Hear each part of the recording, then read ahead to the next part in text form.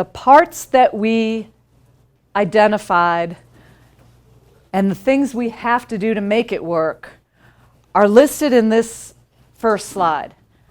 Every single one of those I will talk about in more detail over the next slide. So as we think about the overall process, one of the key things for this to work is for our leaders to be thinking about the scheduling requirements that you have to consider, because this process requires teacher collaboration. And the research tells us that the only way you can get that to happen is if you find ways to make opportunities for teachers to collaborate in a job-embedded way. So we have to build that into their work. There will be some collaboration that takes place outside of the workday as well. But if we don't give them regular intervals of time built into their workday, it just can't all happen. So thinking about that from a leadership perspective is very important, has a lot of implications.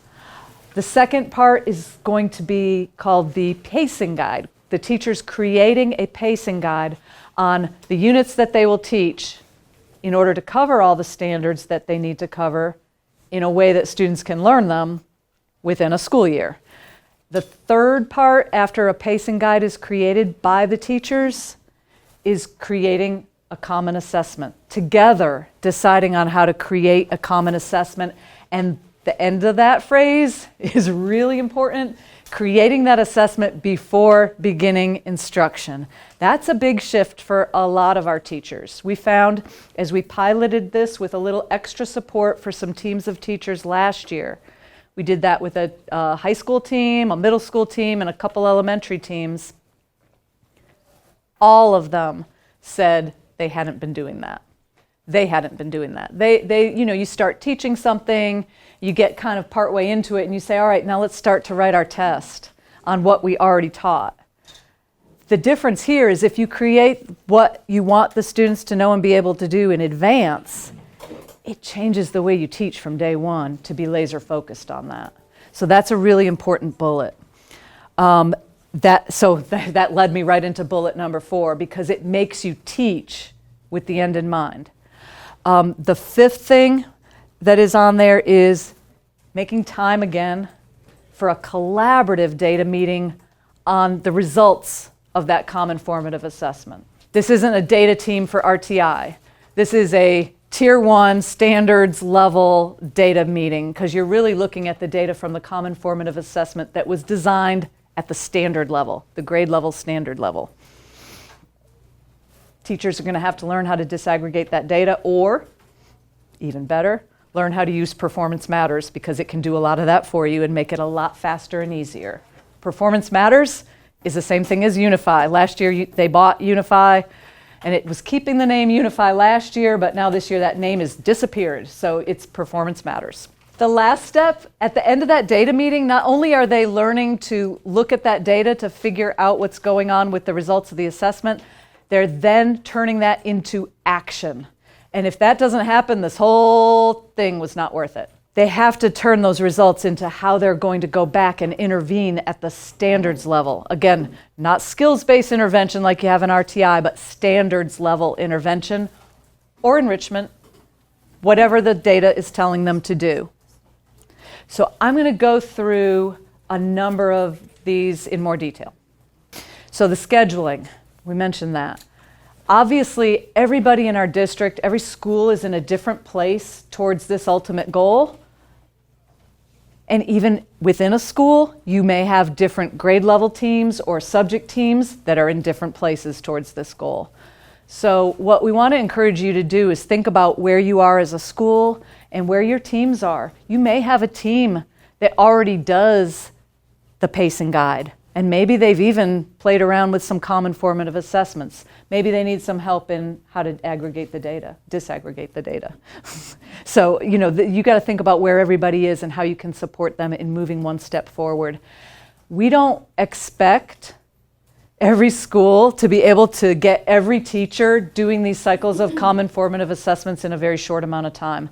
It's really important that you think about your leadership and the change process and how you bring people in and get buy-in and move them forward on this. but we want to be moving forward on it because we know the impact.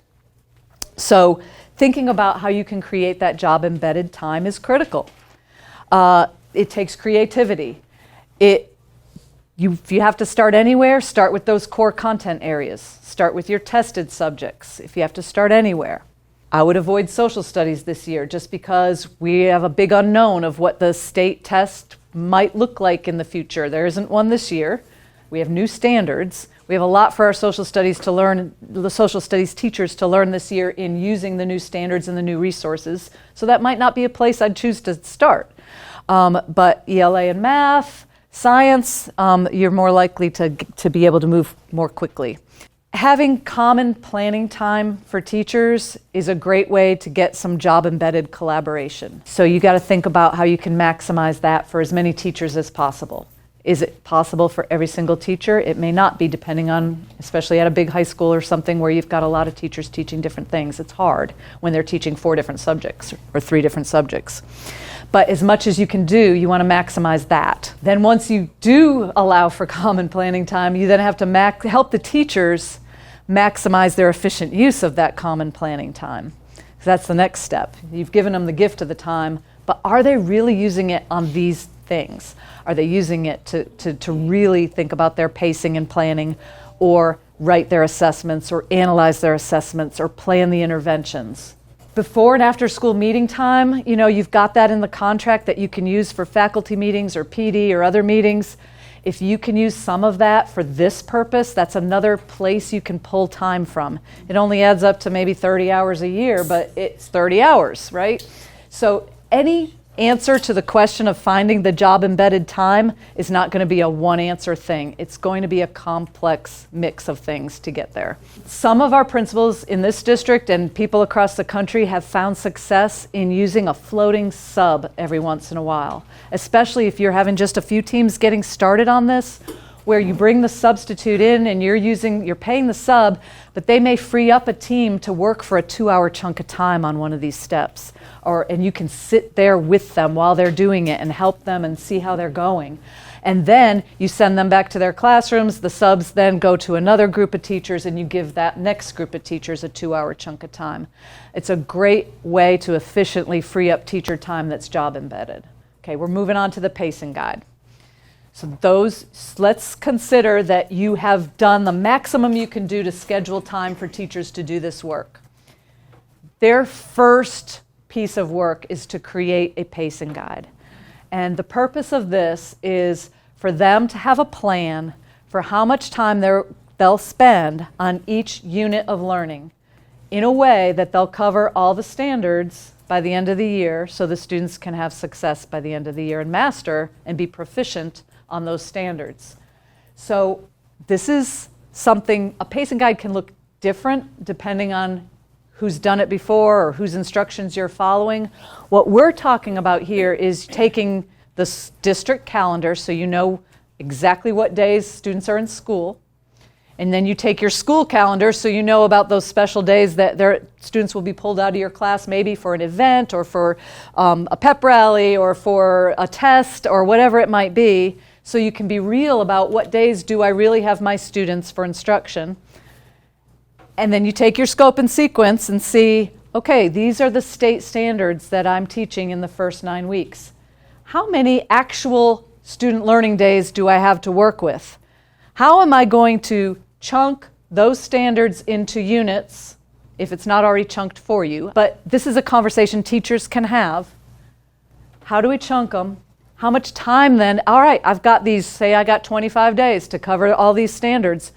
How am I going to do that? What are the chunks? And then exactly what day of the calendar am I starting and ending this unit, this chunk? And exactly what day am I starting and ending the next one and the next one? And you do that for the entire year. 9 weeks at a time, so you're looking at the scope and sequence and trying to get to the end of the year. A lot of times what we found is teachers typically had worked out the chunks and the order, units and order, but what their practice was, on day one, I start unit 1 and I just teach it and teach it and teach it until I am done.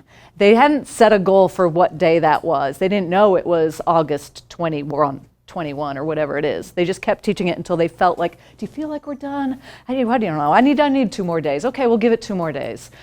They did that, and then they'd move on to the next one. And it was just this intuitive, when am I done kind of thing. And you get to April and you realize, oh no, I've run out of time. So this it kind of holds the team accountable to how much time realistically we really have to cover and help our students learn each of those units of learning. So it forces the teachers, when making the pacing guide, to consider the standards, because you will want to spend more time on those units, on those standards that you know from your experience kids need longer to master. You will want to spend more time on those that you know are those essential understandings, those learnings that are so important for the next step in their learning, whether that be the next unit or the next year. And you will want to spend more time to be sure they've mastered the ones that are the most heavily assessed on TN Ready or EOCs or any state or national test that's coming up. So that work, figuring out which ones take longer and which ones you can move faster through, is something that teachers learn by doing, and it's something that's informed by information that we have from the state about the state assessments and information they get when they do things, when they unpack the standards. So you're going to see we don't have a step on any of these slides for just unpacking the standards in isolation. You can unpack standards in isolation, but we feel like you're going to do that unpacking work in many of the steps of the CFA process. You will unpack standards while you're creating your pacing guide to a certain extent, because you've got to really think about those standards and what they're asking the students to be able to know and be able to do by the end. This pacing guide, you then have to think about, when are you going to plop in your common assessments? At the end of each unit? At the end of every unit? Or do you want to just write one common assessment somewhere in first quarter and somewhere in second quarter? The teachers have to make those decisions on where they're going to plop in their common assessments. And they've got to make time on that calendar for that too. So then there's adjustments that are made there. But they decide that in advance. Doing it for the whole year gives them a peace of mind that it can be done.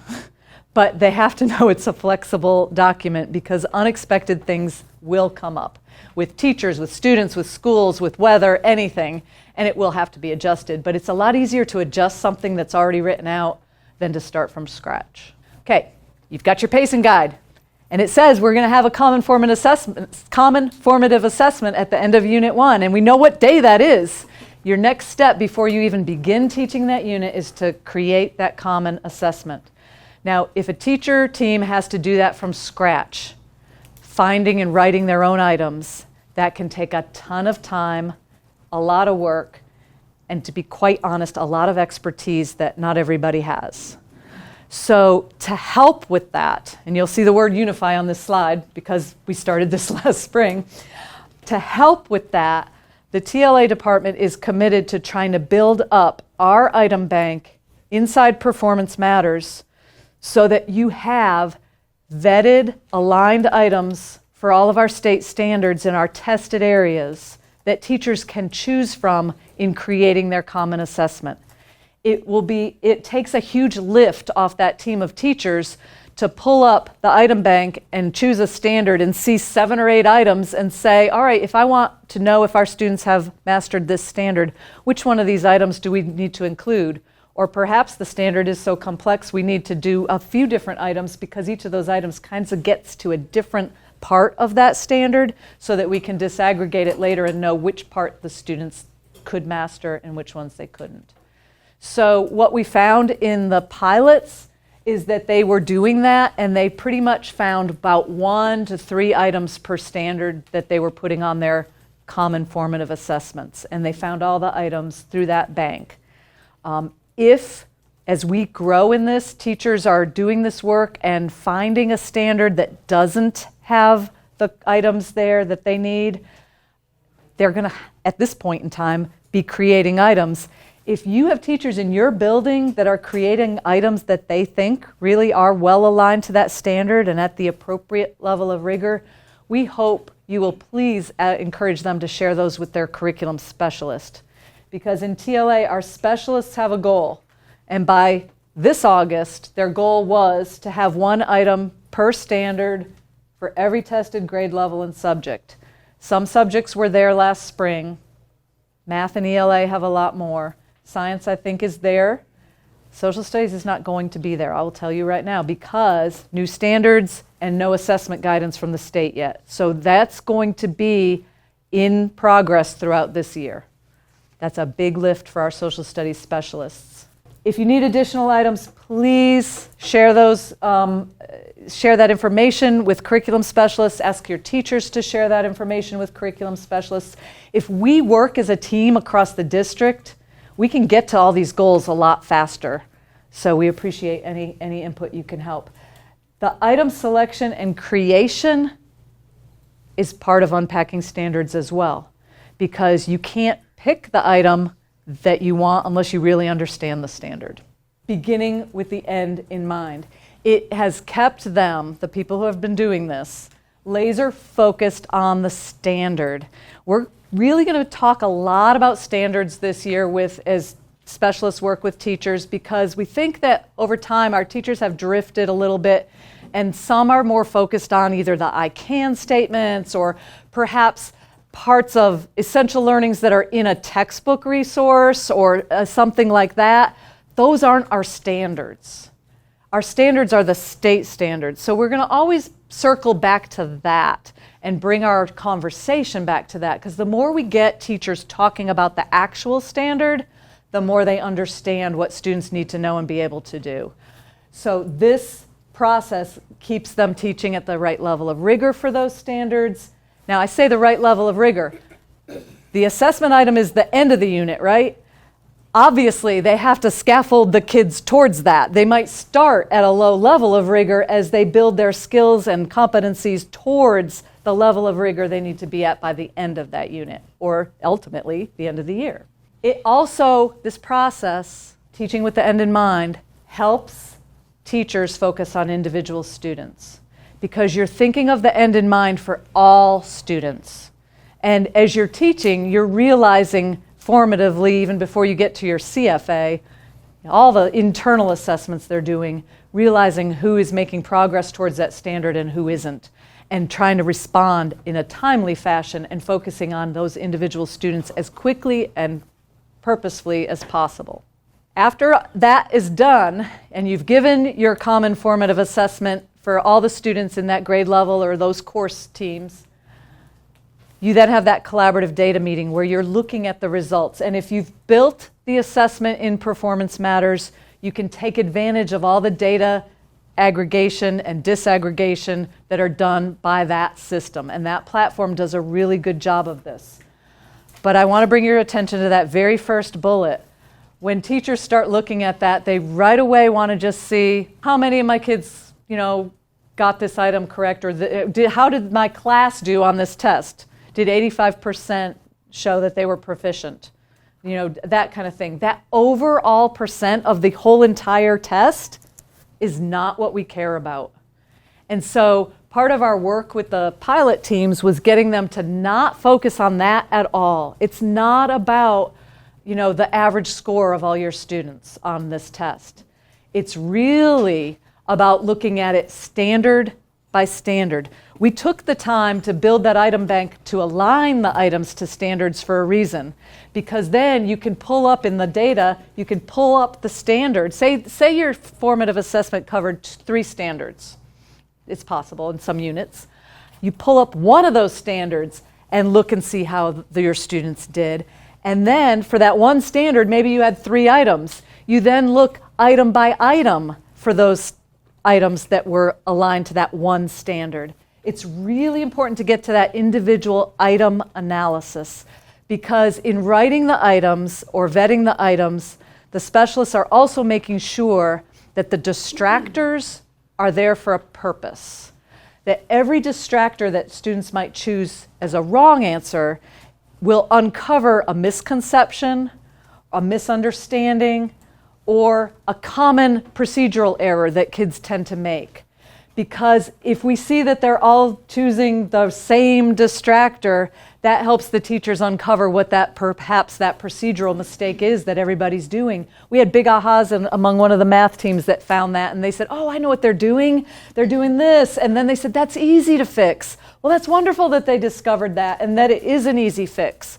Other times you get to something that is a misunderstanding that, you know, once a kid gets a belief about something, once any human being gets a belief about something, it's really hard to change that. So when you uncover one of those deep misconceptions, that takes a lot more work to undo and correct over time. So it's really important to know which distractors they're choosing and why. And the only way to do that is to look at them as a team, and your teachers are professionals. They can look at those and figure out why their kids chose it pretty quickly. They know their kids.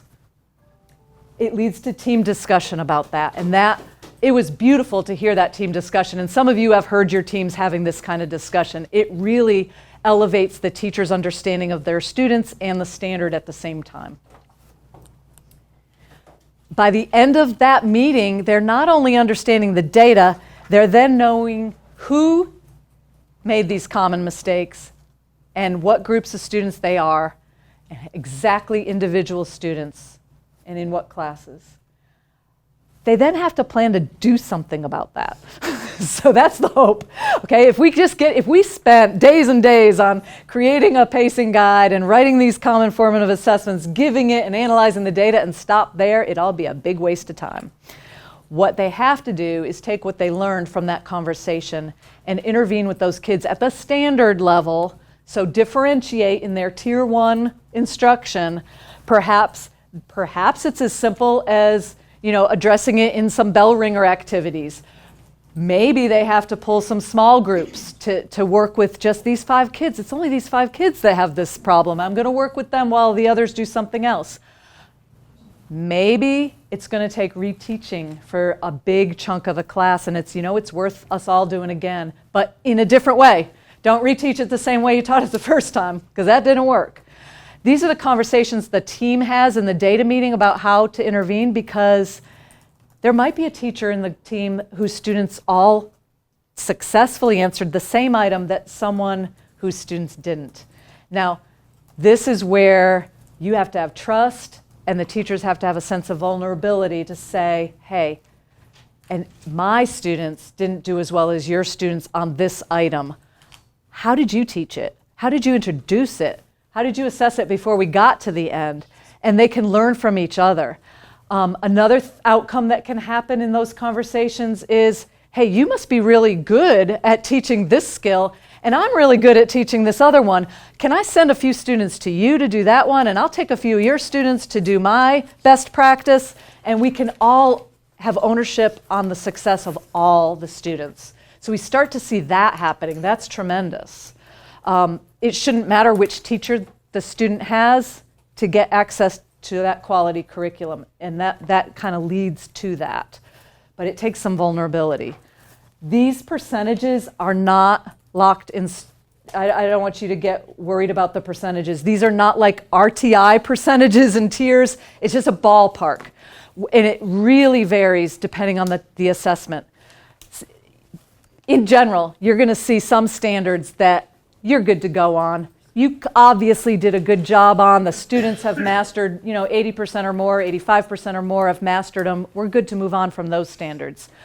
There's going to be another perhaps chunk in your data where you see some standards, maybe 60 to 84% correct, or 60 to 84% of your students are proficient. Depends on which data chart you're looking at. Those might require some small group interventions, some reteaching, some spiral review, something like that, or not reteaching, bell ringers, things like that. But then there will be something that stands out usually. It might be one standard, it might be one item. Something will stand out as being a big red flag that needs to go back and be retaught. That usually happens. But don't worry about those percentages. This slide is hard to see from where you're sitting, but when you look at the presentation later, you can see I tried to just put a sort of timeline to emphasize that this is a cyclical process with overlapping cycles. Once this is in place for a teacher team, they really, if you think about it, they're creating their first common assessment before they teach the unit. Then they begin teaching the first unit. Before they finish teaching the first unit, if they had this for every unit, they then have to create the second common assessment and then immediately start teaching the second unit and set a date to analyze the first common assessment. And before they finish teaching the second unit, they have to create the third common formative assessment. So it could be a very cyclical thing with overlapping cycles.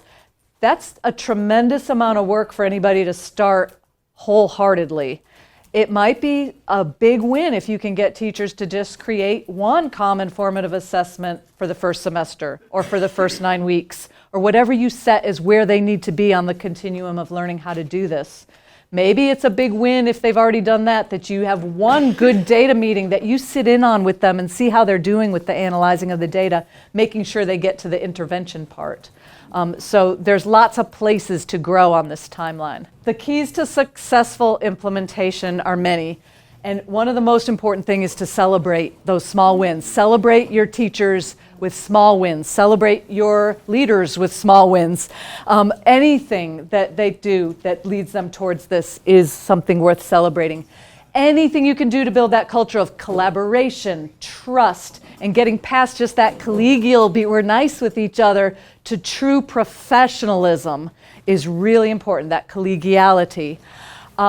Unpacking standards, even if you just did that in isolation and built that skill, that will be useful in any one of these steps.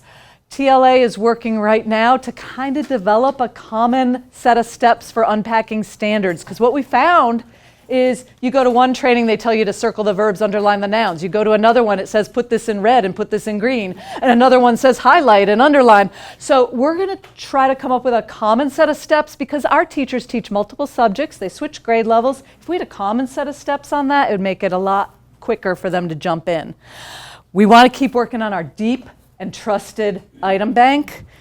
We want to be transparent with our data, and at the school level, that's the teachers sharing it with each other, and you can help with that and helping teachers feel comfortable by not calling out that big % correct and really focusing on the students and the items. That vulnerability takes time to do and to be humble. It's not about the teachers, it's about the students. So keeping that focus can help with that. We're not looking to see who taught it best.